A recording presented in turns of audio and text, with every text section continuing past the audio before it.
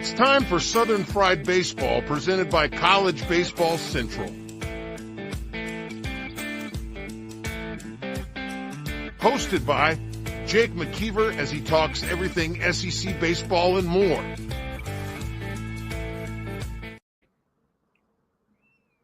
Welcome in, College Baseball Central fans, back again with our Week 3 recap. A little bit of a Mardi Gras special, a little bit of a tournament special. Here's a lot of these SEC teams.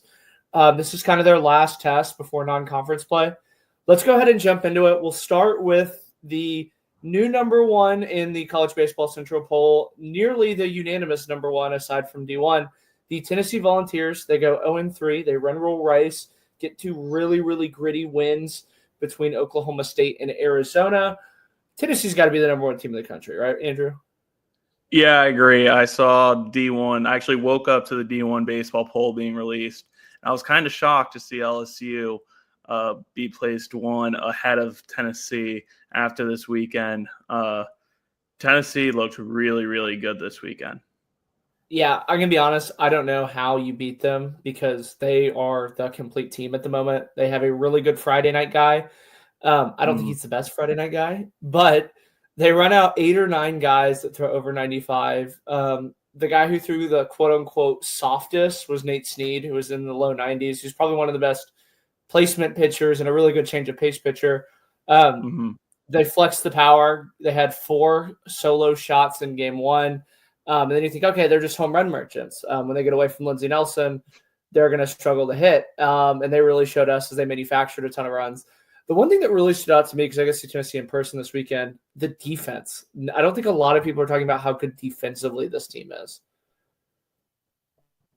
Yeah, I mean, it's one of the more defensively sound teams that we've seen so far. Like when we get into more SEC teams later today, it's just there's been a lot of sloppy defense in the SEC so far. In Tennessee, bad defense can bite you in the butt, and they've been defensively sound to limit mistakes right now.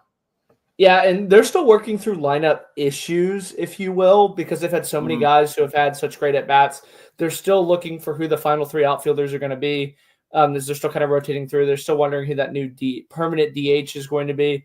Andrew Fisher's DH'd a little bit. He's also played third. Tony said he might move him to first. I'll pose this question because Tennessee looked really dominant. They're the defending national champions. How do you beat this Tennessee team in a 3-game series? Is it steal one on Friday night and hope something goes your way in the next 2? Is it punt against Liam Doyle and steal the next 2? But Marcus Phillips is, I think, an even better Saturday guy than Liam is a Friday night guy. Yeah, Marcus Phillips was phenomenal on Saturday. It's really tough to tell right now. I think going into SEC play, we're gonna see some weird lineups, weird pitching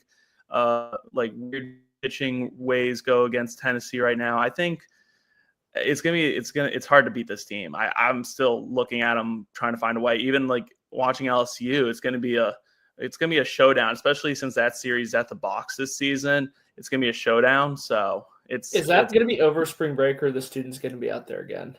I think it's April 23rd. Oh, that's going to be good then. Yeah. They're going to get absolutely after it then from a fan base standpoint. Was it 2 years ago when they played?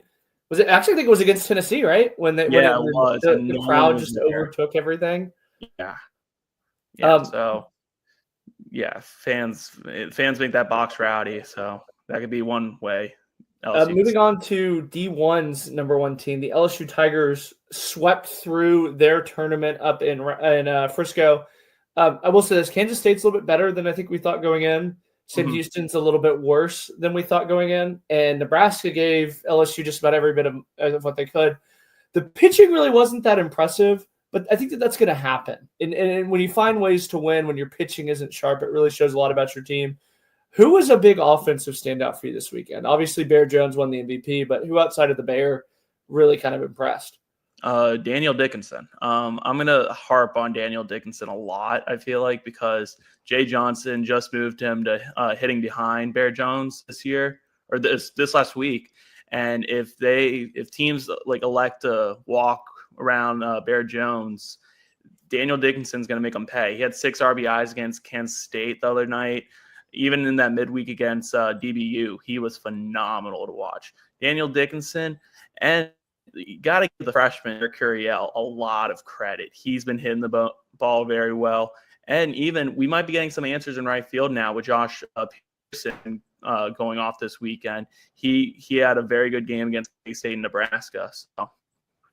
Yeah, obviously Jay had some tough decisions with that outfield because they had a few guys that they thought were going to be really good that really haven't been hitting early.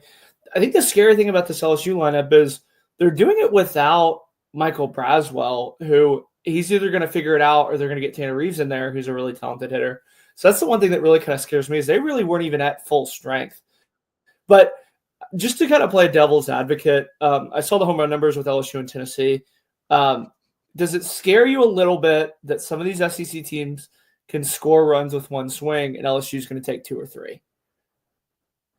No. They're leading. I'm pretty sure they're leading the country in doubles. Hit a lot of doubles. They're gap finders. I'm not worried about the home run numbers.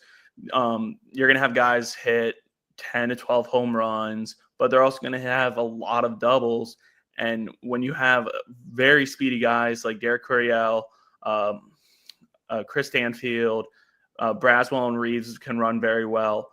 When you have guys on base and you can score them with one run or one swing with a double. So I'm not overly concerned about home runs this year. Just putting the ball in play, finding gaps, doubles, triples, even singles for this team. They're gonna find ways to score runs. Yeah, and they are running a lot more. They're bunting a lot more. They're being more aggressive. I think that they kind of remind me, I said this to our buddy Alex, they remind me of those Kramer Roberts and LSU teams that are always aggressive, always taking extra bases. I think Derek Curiel's, it's kind of weird how it's worked out that Paxton Kling's kind of going off, but I think Derek Curiel is everybody that what we thought Paxton Kling was going to be in the SEC. He's been every bit as advertised. He's been an absolute spark plug in that LSU lineup. And again, LSU's pitching staff is too deep to have weekends like they had this weekend. They're going to figure some stuff out. I think Guidry's going to get healthy. Obviously, Cade Anderson, I think he's had his first bad outing in, a year? Because I heard everything positive about him in the fall and the spring. I wouldn't think too much into it.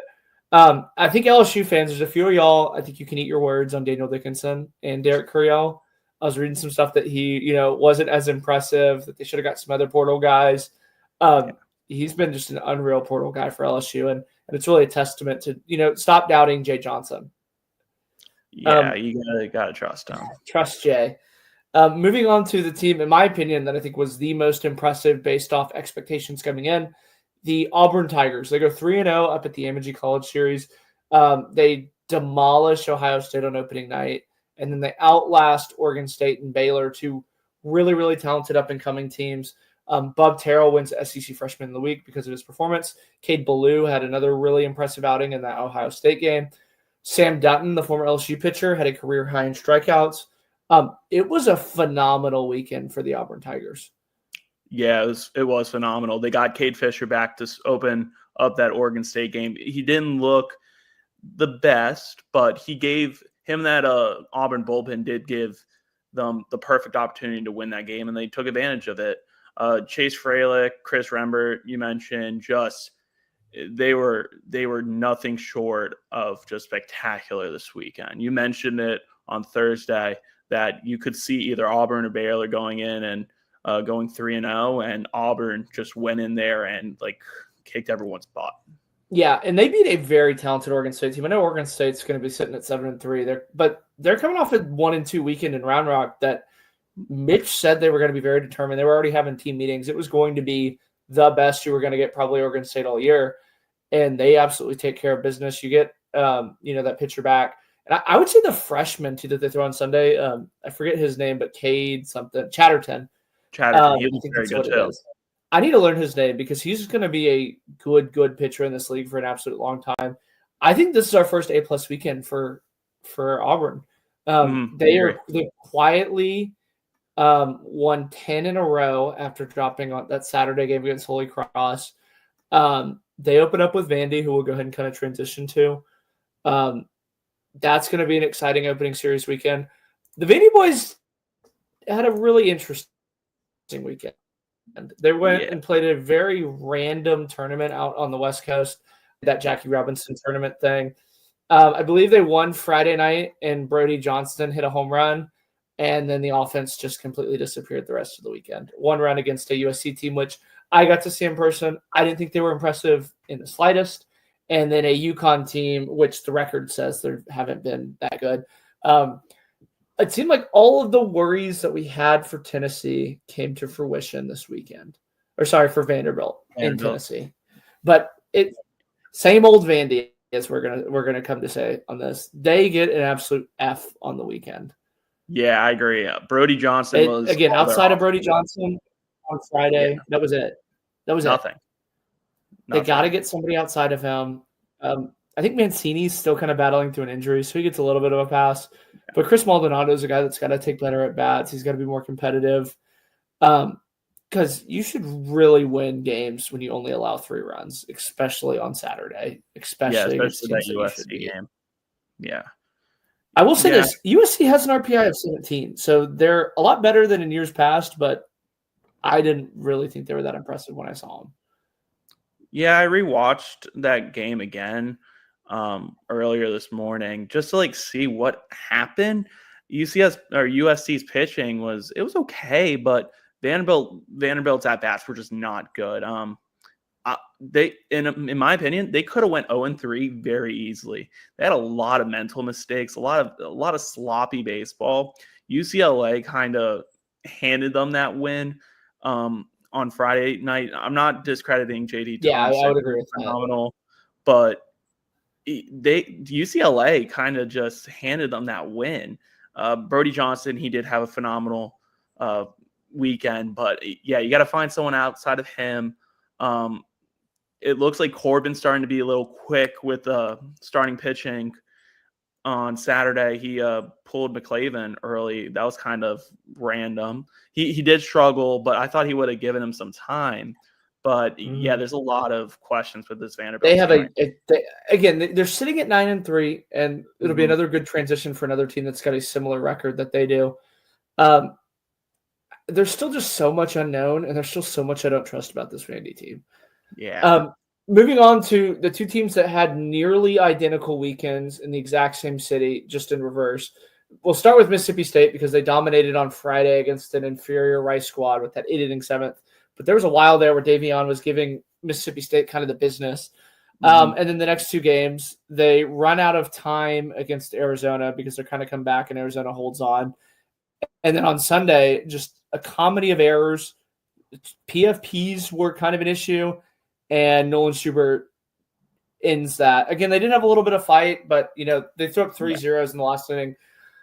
I walked away from this with Mississippi State that they are a boring, poor man's A&M. A lot of the same issues that everybody has talked about with A&M, Mississippi State has some of those issues. Hunter Hines and Jace Lavalette are both big lefties that have struggled. The starting pitching's been really good for Mississippi State, but outside of that, outside of Pico Khan, and I will say this, the Saturday guy, Carson Ligon, I was sitting down in the dugout. Arizona was not very impressed with his stuff. They were spitting on all of his off speed. They were very vocal about spitting on his off speed, I will say. And it kind of makes me wonder what that's gonna look like. Because I thought that was a real strength of this team was that Saturday starter. And outside of Rice, there really wasn't a lot to write home about for this Mississippi State team. It's a boring team. They do have some pop up and down the lineup, but I'm going to be honest. They're not going to get 400 averages from Bryson Chance and Aaron Downs. They're just not. And it seems like that's where a majority of their offense is coming from right now. Obviously, Ace Reese had a 2 home run game against Rice. He was one of 4 players who had 2 home runs in games against Rice. So take that with a little bit of a grain of salt. But I don't know about this Mississippi State team. No, you hit it right on the nail. They are a very boring team. Even their last couple weekends, it's against much weaker opponents. They're squeaking out some wins, and it's just very boring baseball where it's like, okay, they win by 4 or 5, and you're just sitting there like, oh, their bats haven't been really that good. Yet Hunter Hines was benched. I think he didn't even get a start this whole weekend. He started on Sunday in the DH role. Actually, no, he started at first. They've moved Garrick Fry, who's played second. He's been a really nice addition for them, the North Alabama transfer. He bats the leadoff for them. He's an untraditional leadoff. But, I mean, Hunter Hines has got – I mean, he's too good of a hitter, I think, to not figure it out. But, I mean, this offense gets really, really scary in a bad way if he doesn't get rolling. Because he's really kind of their only big thumper. Like, you look at some of the guys that they have, and again, Ace Reese hits home runs, but he's not a big, thick guy who's going to bang out 25, 30. They don't have a lot of guys that are going to hit 20 home runs outside of Hunter Hines. And I think that you need that in the SEC.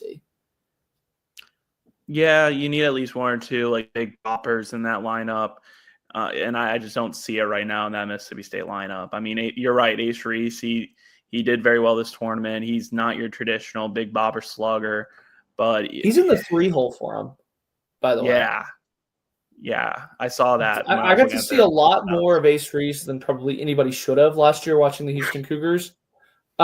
He's not a prototypical 3-hole. He has added a good bit of muscle. He is another year older, but again, I would feel a lot better about him in a leadoff or 2-hole spot or even a 5. That kind of brings me cause of concern. And again, the other team that really gives me cause of concern is the Texas A&M Aggies. They have now 15 errors through 10 games. And I'm going to be honest, they probably should have had 18 or 19 based off some of the scoring from being there in person. Friday night was, I think, just a microcosm of everything that's happened to Texas A&M this season. Pedantic on offense. It takes the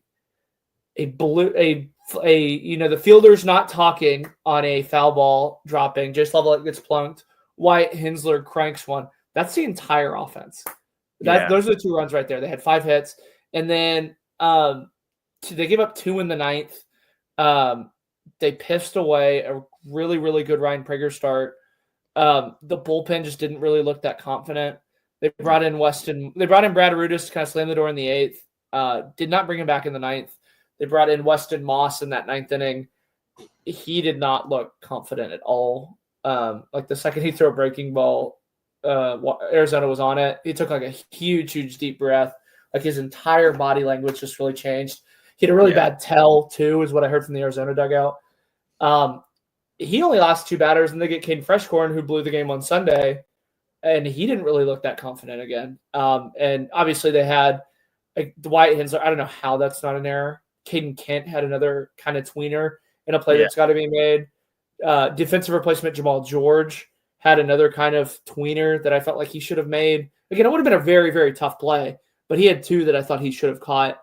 And then Saturday against Oklahoma State, they get shut out against a pitcher that's, I'm going to be honest, they have a good Friday night guy.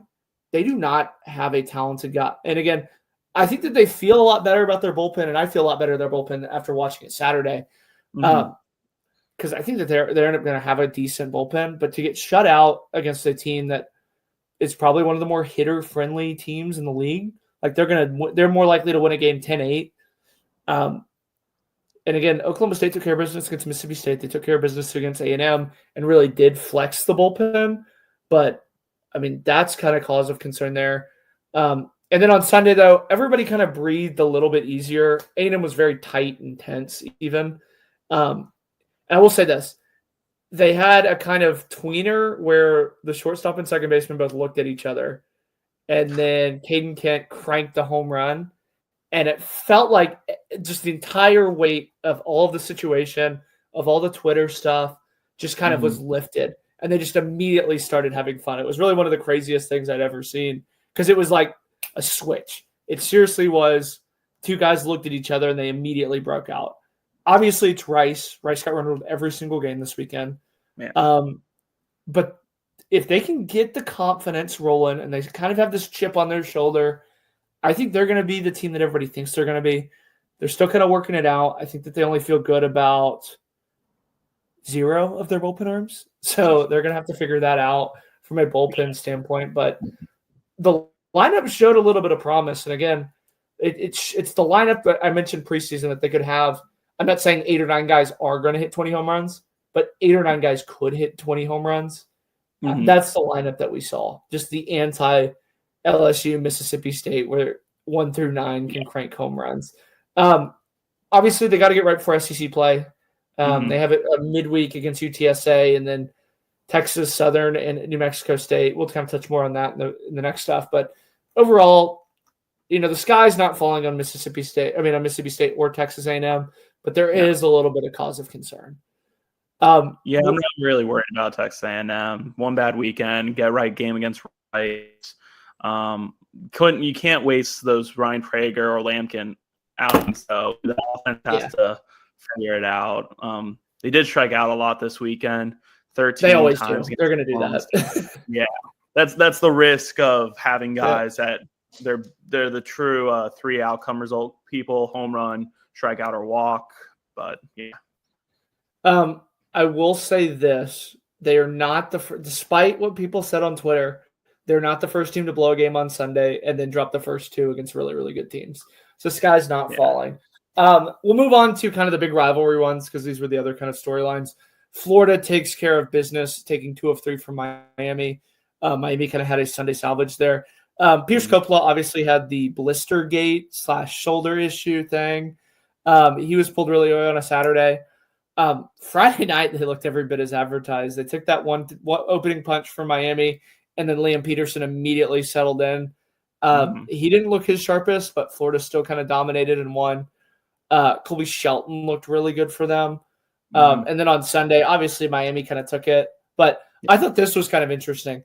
Kevin O'Sullivan is, I think, 18-5 against Miami. He's eliminated Miami 3 times. And again, Florida really wasn't that good a program before Kevin O'Sullivan got there. And Miami really was for a long, long time in history. The series is now tied because of Miami stealing it back on Sunday. So hopefully we get a Florida-Miami regional. Otherwise, they're going to be tied. But it is just – I know that this is only supposed to be about this series, but it is just insane, a monster that Kevin O'Sullivan has built at Florida in such a short time. Again, he's been there 20 years, and he's already rewriting history books for Florida. He's the Wayne Graham of Florida baseball. Yeah, he is. I think he's 43-8 against Miami all time. That's just crazy to have a program's number like that. Is unbelievable. And there's a reason that they were kind of afraid to play each other for a little. But yeah, I rewatched. They're afraid to play each other. Yeah. Kind of like in football too. They took a couple years off but I rewatched Coppola's outing earlier today as well. And it looked like his shoulder was like he was he did say it was his shoulder. Kevin O'Sullivan came out. I believe he said that in the postgame that it was his shoulder. I do have the stats, by the way, from our buddy in All Kinds of Weather, if you want me to read them off. Florida has beaten Miami 42 of the last 56, 4 straight season series, 10 of the last 11 season series, 15 of the last 17, including eliminating Miami in the 2009, 10, 11, and 15. And I'm going to do this. Our buddy Blake Sear said he was going to do this if he got a double, but we're smashing the U. I think Florida can officially – it's not a rivalry anymore. Florida's main rival in baseball is now Florida State. Miami versus Florida is just Florida dominating another mid-major. Yeah. Yeah, I agree. Florida, again, they are not the last undefeated team anymore. We'll move on to a team that is definitely not undefeated. Still receiving votes. I will say this, Nick DeVrolli, who voted for South Carolina, said it was a mistake and he meant to vote for Texas A&M. So South Carolina should not have been in our receiving votes. They get swept by Clemson. It was 3 games that they were in. We won't talk too much about it because this is not an ACC show. This is an SEC show. If you want to hear more about how Clemson dominated our beloved South Carolina Gamecocks, please tune into the ACC show that will be coming out.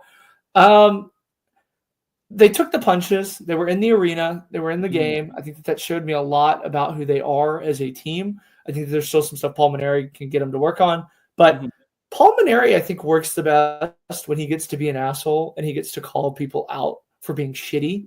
And that really is kind of what happened this weekend for South Carolina. So I'm not saying that Paul Mainieri ever wants to lose games. And I think I know he said he wouldn't fight Eric Bakich, but I think he would fight me if I tried to say Paul Mainieri tried to throw these games so he could get a chip on their shoulder. But I think that this is going to be a very, very different South Carolina team after these losses. Because I will say this is a lot of stuff that got the last coach fired. What was kind of a microcosm of this weekend. It was a lot of not hitting with runners in scoring position, not having a quote-unquote clutch factor and approach, starters and bullpen guys when they have a chance to kind of get back in the game, pissing down their leg a little bit. I mean, Clemson's a quality team, and this was really the first time we saw South Carolina. If you're South Carolina and you're Pulmonary, where do you go from here? Because there's really not a lot of positives at this time. You take the positives and you run with it, and your positive was your starting pitching was pretty good. Matthew Becker, he struggled with his commands. 5 walks. He didn't look the best. Brandon Stone looked phenomenal out of the bullpen. McCoy looked phenomenal in game 2. You got to work on the offense. It seemed like the offense was just lackadaisical. They were just they seemed out of it the minute Clemson took the lead. It felt like there was just no fight from them. Besides Ethan Petrie's home run, it felt like there was just nothing going for them. They left a lot of guys on base. They left, I think, over 25 or not 25, but 20 guys on base this weekend. Clemson's bullpen, I'm not gonna go all crazy for them, but they did their job. They shut down this South Carolina's offense. I think the first punch on Friday night, when Lucas Malstead closed the door and let Ethan Petrie fly out and just shut down. I thought he got that, by the way. I thought that was going to be a home run when it came off. Yeah, I thought I was sitting here. I thought he got all of it, but the minute game 1 was over, it felt like, okay, I think Clemson's sweeping this. Well, I'll say that. Hold on, not to cut you off, but I thought when they brought Dylan Esky back for that Sunday game, I thought, based off what I saw from Clemson on Sunday against Ole Miss 2 weeks ago, I was like, this is South Carolina's chance. They're going to get a Sunday salvage. And Colin Priest just tittied those expectations for me, just down the drain. They were in that game too until they weren't. But, I mean, it was a weird game on Sunday because it felt like it was South Carolina's to lose, and they ended up losing it, which almost never happens. Yeah, bullpen kind of blew out that back half of the game. It was 4-2 going to the 9th, and then they kind of just pissed down their leg and just let Clemson come into their place and kick their ass. So we'll kind of breeze through these next ones. Stop me if there's something you want to talk about. Oklahoma took care of business against Cal State Northridge. The one cool thing that they had happen was on Friday night to move to 9-0, they won 9-0. On Saturday to move to 10-0, they scored 10 runs. Sunday, that obviously didn't happen. They needed to come back as they were down 2-0. Cam Johnson kind of continued to be his dominant self. Malachi Witherspoon and Kyson Witherspoon continued to be their dominant selves. I mean, OU's, we know what OU is, and they're a quality team. I have them at number 8. I'm a little bit higher on them than others. They play a bad Sam Houston State team this weekend with an RPI in the 300s. But they open at Founders, so that'll be a good one. Kentucky swept Hofstra. Again, nothing really too exciting there. I would say this about Kentucky. The thing that I said was we just wanted to see them play. They got all 3 games in, so that's a big success for them. They played a really bad Hofstra team who probably hates the SEC because they've been getting it on the chin. They are 0-6 after getting dominated by Tennessee in week 1. They're going to be I'm tired of talking about Hofstra. No offense to the Pride Blonde, but I'm really kind of tired of them. Arkansas swept Charlotte. Gabe Gackle wasn't the sharpest. We'll kind of talk about this one a little bit. Yeah. I almost called it. I said that they're 2-0 on Friday, and we almost had it. It took. Honestly, I did it to myself because Kuho Aloy is another guy who was very high on in the preseason. He's the one that kind of broke the game open for Arkansas. Yeah, he went off Friday, but that was just a weird game for Gabe Gackle because he made the Charlotte hitters look like what A&M's lineup should be. And then the bullpen comes in and reminds us, okay, yeah, we're playing Charlotte. This is how it should be done. But, Aloy did so much damage on Friday. That was a really fun game to watch from him. Brent Iredell, he just continuing success there. But that Friday game, it's Iredale, but again, Iredale. he's Australian, so who knows how they pronounce it. Yeah, but that was just a really he's looked really. I like the Aussie with the pig. I saw one of those. Like, I might have to get one of those if they're selling those when I go up to Bob Walker. I might have to get one of the Aussie ones. I will say this: after that Friday night, they really did kind of settle in, and they treated it like it was Charlotte playing an Arkansas team. I will say on Sunday they kind of gave them a little bit of a scare, and we saw the Arkansas offensive woes kind of come back a little bit. Yeah. But Dave Van Horn knows what it takes to win in the SEC. We really do kind of have to trust him. Another team that absolutely scared the bejesus out of them all weekend. Florida Gulf Coast played 3 very, very competitive games against the University of Georgia. I'm going to be honest. I do not have any feel for this Georgia team. They have not played anybody of quality. They haven't really looked that impressive against inferior opponents. And we're not going to see any of that because they didn't play anybody in non-conference. So how do you feel about Georgia? Because I feel like part of me wishes them to be good. Part of me thinks they're good.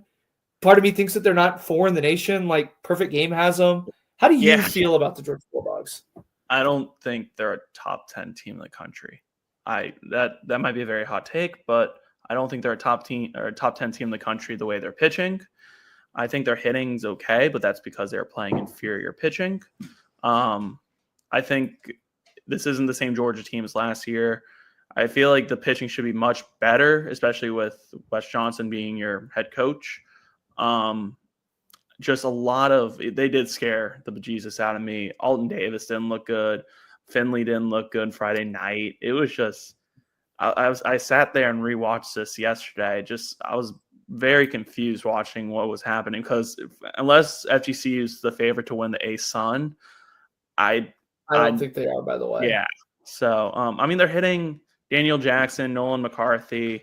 They've been hitting Zimbrowski's look pretty good, but not really like, I don't know. I just expect more. And again, they still kind of go back and forth between Leighton Finley and Alton Davis being the starters. Leighton Finley and Colton Smith. I don't know how I feel about either of those because I feel like Leighton Finley's not that good for a Friday night guy, but he's a really good Saturday guy. They've kind of toyed with JT Quinn in an opener. They've toyed with Charlie Goldstein in an opener. They're just a weird team. And again, they get Columbia this weekend, so it's another thing where we really don't know how good they are. They open with Kentucky, so they do play Florida after Kentucky. So I'm sure we'll learn a lot about the team that loses that series, but probably not so much about the team that wins that series. But Georgia's just kind of there. We'll breeze through these next 2 because they were 2 easy wins. If Alabama sweeps Friday night guy that the NCAA would let play. What were you saying? Sorry. If only the NCAA could give them another year back for one of their pitchers last year. Like, I'm just that is true. I don't. This is kind of weird. Goldstein hasn't been ruled on yet, but Ozuna has been ruled on. So I assume that Goldstein's going to be rejected, but crazier things have happened. I think that they're both filing injunctions.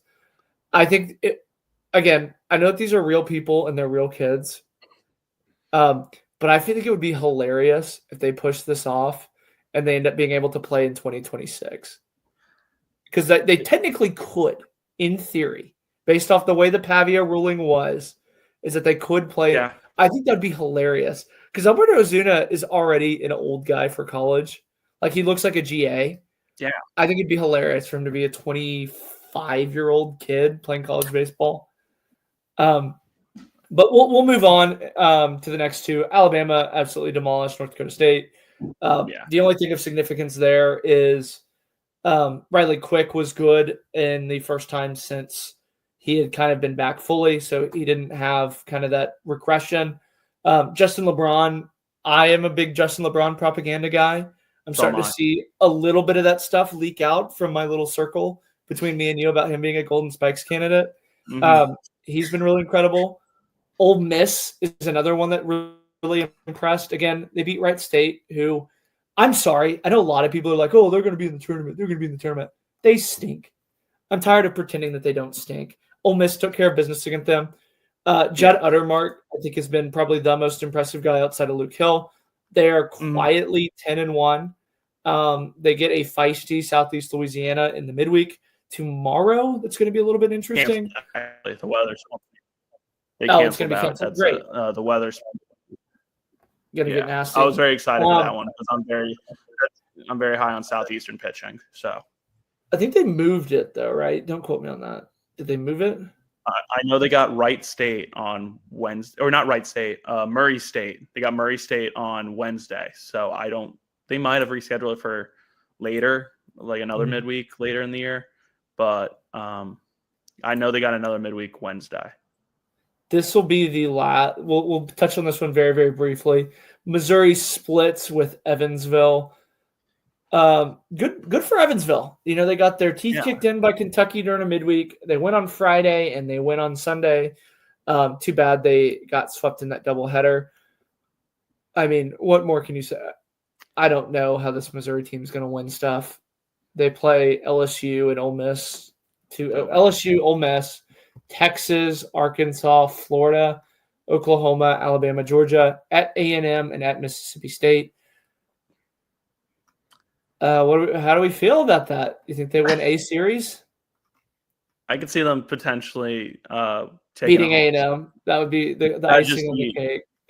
That would start Twitter riots. We would. Oh, that would be absolutely. And we would be seeing baseball players, police escort everywhere. That would cause mayhem. Moving over to probably the team that would want to see that happen the most. The Texas Longhorns absolutely blow through the weekend. Washington gave them a little bit of a scare on Friday night, 10-9. Texas Tech beat them 10-5. That was like 10-0 in the second when I watched it. And then Illinois, they were down 6-0. I go to take a piss, and I come back and they're winning by 10 runs. Yeah. I mean, you would have liked the bullpen to be a little better for Texas. I really like the way the lineup is kind of shaping up for Texas. They have Evan Mendoza, the Arizona State transfer, in the leadoff role. They have Gasparino in the 3-hole. I don't know why I said it that way. Belou's in the 2-hole. Gasparino's in the 3-hole.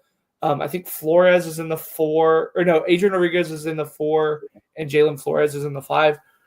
That's a scary top 5. And if they can get Rylan Galvan and Kimball Schuessler going, which they will, it's quietly one of the best lineups in the SEC. Yeah, they really. This was my first full weekend fully getting to watch them, and they did not disappoint. I thought that Texas Tech game was going to be like a much better game from Texas Tech's point of view. Jalen Flores, I'm starting to become a big fan of Adrian Rodriguez now. They look very good. That could be one of the best duos this year and hitting 4th and 5th. Where Jalen Flores, if he goes to another SEC school, another top school in the country, he could easily be hitting 3rd or 4th there too. Yeah. And Kimball started the year leadoff. He's now in the 6-hole. Cole Chamberlain's another guy that I'm really, really high on. He's in that DH role. Jacquay Stewart got to play against Texas Tech. He's another guy that Nolan Cain and Jim Sosnigal are extremely, extremely high on. I think the one thing that's really impressed me when I watch them is they hit the breaking ball really, really well. They are barreling up balls that they shouldn't be barreling up. They have a really, really aggressive approach when it comes to hitting off speed. It almost seems like they're hunting off speed. Again, they knew that they were going to get Texas Tech's best game from them, and that's what they got. It was 10-0 after the 5th. Tech did kind of make it a little bit of a game, but I mean, I think that was like a reminder to Texas Tech that we left you for a reason. Enjoy our washouts kind of situation. I mean, it's a grinded out lineup. And if they can figure out the bullpen, which, the other 2 weeks of the season, the bullpen had been really good. If they can figure out the role that Dylan Volantis is going to slide into, I think that they want him to be the Sunday guy. Just hasn't really shown enough to be the Sunday guy. It's going to get really, really interesting really fast for this Texas team.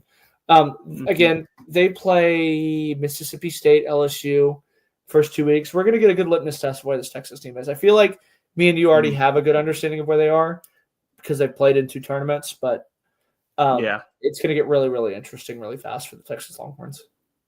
Yeah, their starting rotation. I mean, Jared Spencer, Luke Harrison, they looked very good. Cade Bing didn't have his best stuff on Sunday, but the bullpen, Max Grubbs, he shoved this weekend. He eats innings. He's like a little grub worm. Maybe that'll be his nickname, the grub worm, because he just eats innings. He got the save on Friday and then came back for 3 innings on Sunday. And Duplanter, he used to be like a midweek guy for them, I feel like a year or 2 ago. Because I remember. Well, hold on. I'll stop you there. This is the 3rd Duplantier. Yes, there's just been an unreal streak of Duplantiers to enter the University of Texas. I believe this is the 3rd. So it's not the big guy from like 3-4 years ago. This is his little brother. Oh my God. But yeah, I think this Texas bullpen, they can figure it out. They will be very scary. I brought them all the way up to 8 in my rankings this weekend. I'm starting to get very high on them. I know I'm a lot higher on OU than people. I had them at 15, which is the same place I had them at. I moved them up from 19 to 15 after the first week, and I've had them at 15. The only thing that's really kind of given me some hesitancy is the bullpen. I would have liked the bullpen. I have OU at 7, A&M at 13. I did drop A&M 12 spots. Here's my SEC teams: Tennessee 1, LSU 2, Florida 4, Arkansas 5, or Arkansas 6, OU 7, Georgia 10, A&M 13, Texas 15, Auburn 17, Alabama 19, Kentucky and Mississippi State at 22 and 23 respectively. That's a lot of SEC teams. I didn't realize I had that many. But Andrew, it was a great show. We'll see everybody Thursday live. So tweet us any questions that you have. Thanks everybody for tuning in. See you then.